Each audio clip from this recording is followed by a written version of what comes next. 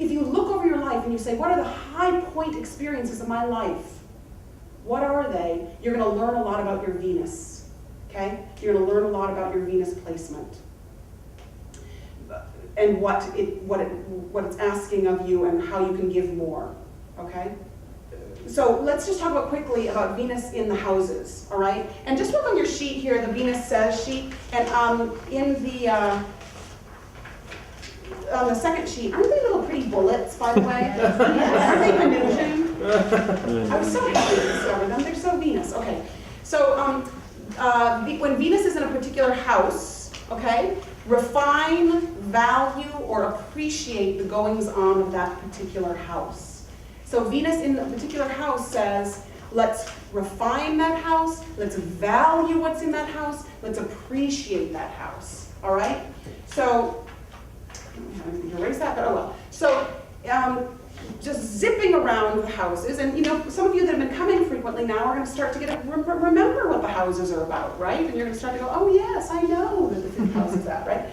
So Venus in the first house, actually, it's that front door thing again. It's like you walk into the room, how do people experience you? And it's all about the self, and it's all about, when Venus is in the first house, people perceive you as very Venusian, and you get to, and it's all about your appearance as well as who you are and what you have to give. I mean, it's hard to discuss how you would refine that, but basically, if you know that you have a Venusian quality that you want to give, you have to figure out, it's in the Aries house, so how to give that, it's sort of in the Aries house, so it has to do with ideas, like sharing your Venusian ideas. Sharing, it's very much about new art and beauty. Like, how can your form of beauty impact the world?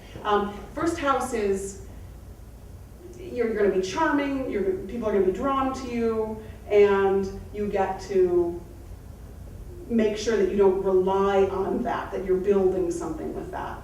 I'll come back to that. I want to think about that a little bit more.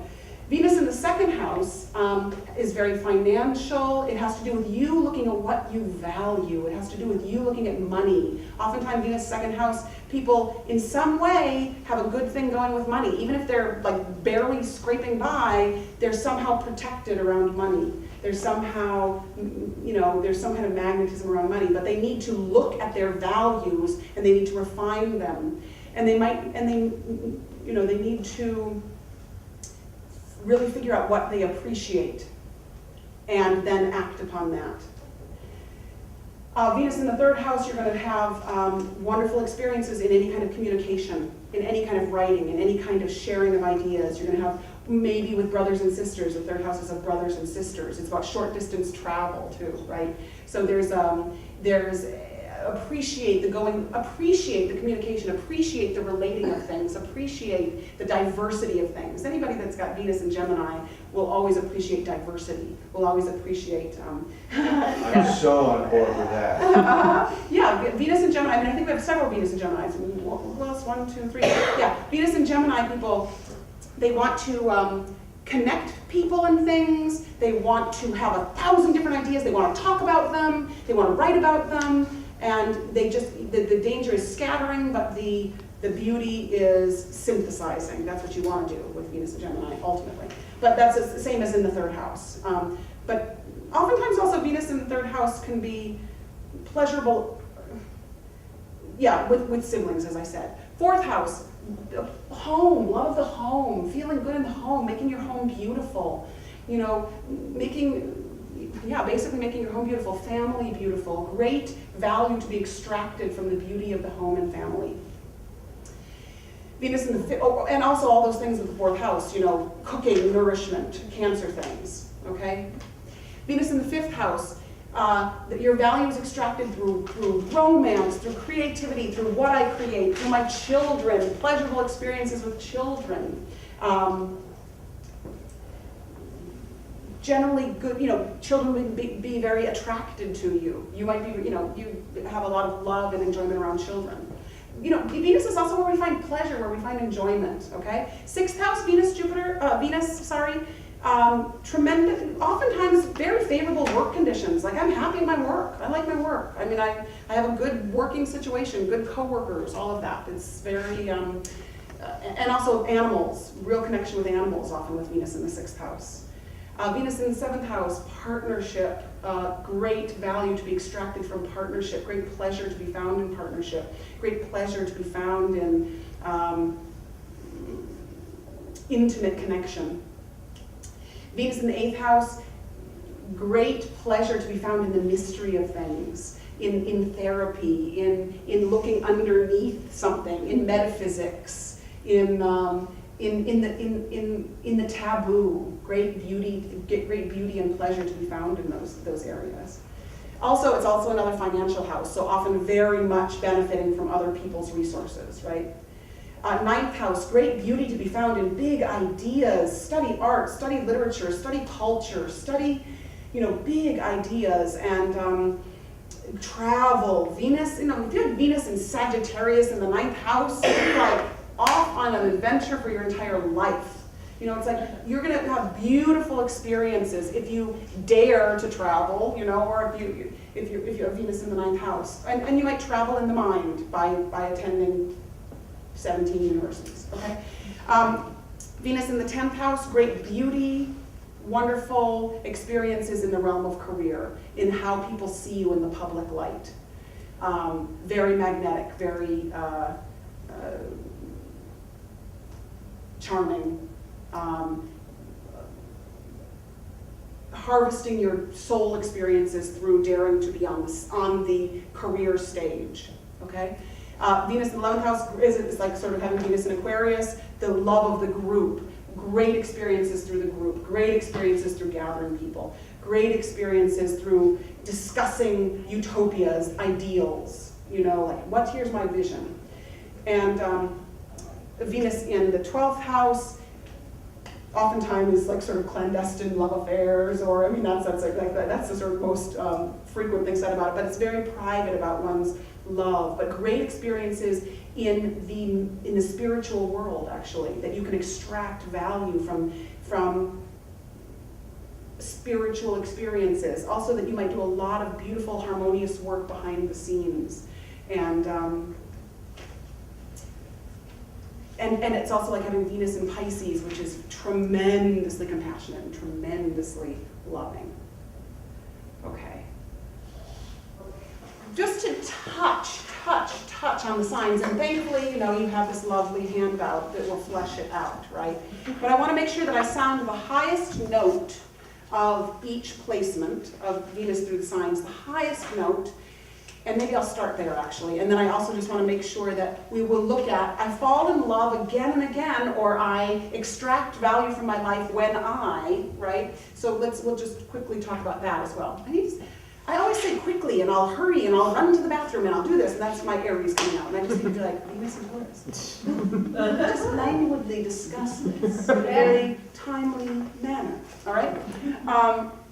But just looking at the Venus and the signs, I just want to highlight the highest manifestation, okay? So Venus in Aries people, again, Venus in Aries, raise your hand if you're Venus in Aries, okay? Look at one another. Oh my God, you guys. Yes. We're all the fire. No, there's one more fire. Anita's the other fire. Venus and Leo, but those are the Aries, okay. The highest manifestation of Venus in Aries is seeding things of value. Seeding things of value. It is the brilliant mind planting the seed. And it's leading the way artistically. Venus in Aries is one of the few placements. Venus in Aries and Scorpio and Virgo don't necessarily feel so comfortable there. They're in their fall or their detriment there. However, they're incredibly important because Venus in Aries, the reason why it's not comfortable there is it's too impulsive. The reason why, and what needs to happen with it is that it needs to slow its impulse down a little bit, so that what's seeded is of value and it's got real substance to it. But you're definitely meant to lead the way heroically and artistically. Okay, that's because of Mars, and Mars is the ruling planet of Aries. lead the way heroically and artistically. Yes. Anita just realized that all the Aries people are 7s, 3 of the 4. Really? So that's so interesting because in the Enneagram, the 7, for those of you that don't know, tends to like love a lot of different things and get really excited and then move on to the next thing. Get really excited and move on to the next thing. And Venus in Aries does that. It goes, I love you, I love you, no, I love you, I love that. Your love goes towards something like a laser beam, and then it's like, oh, okay. Anyway.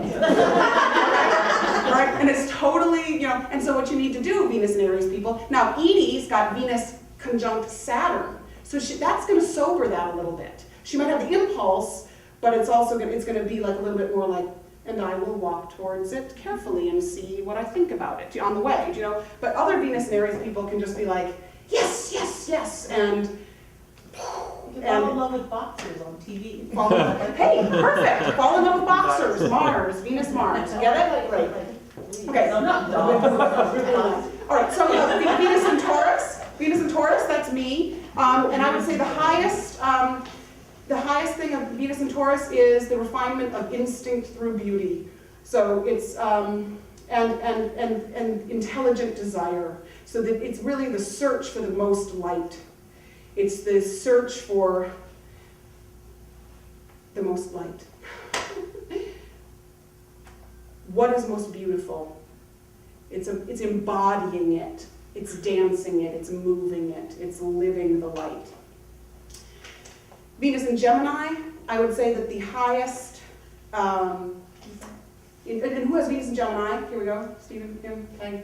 Wow. Lots of Venus in Gemini and Venus in Aries, beautiful. So, healing hands, healing words, healing thought. Thought as a beneficent service.